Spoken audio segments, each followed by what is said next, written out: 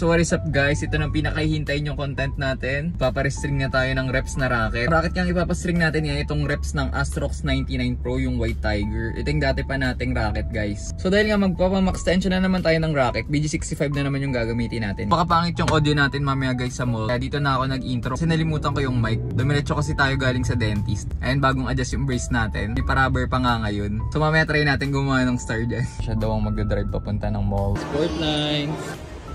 28 tension na lang. Pabalik kami dahil napaaga kami ng balik. Unfortunately, sinadjust nila sir na wag daw na 28 tension guys kasi nagmo-move siya or para nagre-flex yung frame. So, sige sabi ko 25 tension na lang. And pakita ko yung video dyan ngayon. Saan nakita sa video? Ngayon pa po. Kita. 25 tension. And halos wala talaga guys kasi mababa yung tension eh. Saka BG65 pa. Tara sa court!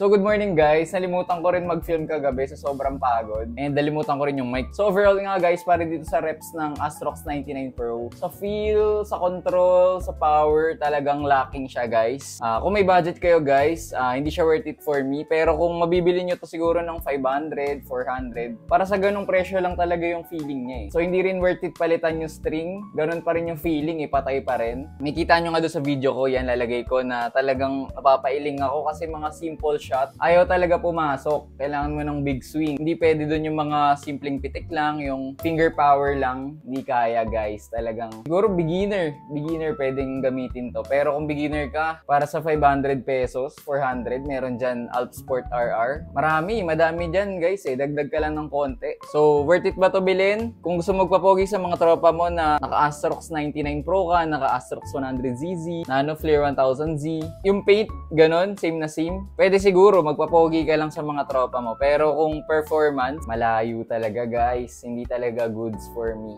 Personal experience talaga to guys and no bias to. Kasi dati, user din naman ako ng reps na racket. Pero nung beginner ako. Pero ngayon na kung marunong-runong na kayo, intermediate or advanced ka na, lumalaban ka na sa tournament, hindi na to recommended sa inyo guys, sa mga malalakas na dyan. Baka may iba pa kayong mga request dito sa racket na to na gusto nyong gawin natin bago ko i-durability test. Kasi pag nag-durability test na tayo dito, wala na. Tatapon ko na to guys. Malamang baka bumigay din to kasi nga 28 pounds di pa rin kaya, di ba? 25 pounds lang talaga. So ayun, for the content naman, nagsayang tayo ng string, saka ng racket. At ayun, para hindi na nga kayo magsayang pa ng pera para bumili at mag-testing pa. So kung di ka pa naka-follow, follow nyo na ako. And kung meron kayong mga suggestion and feedback, comment down below.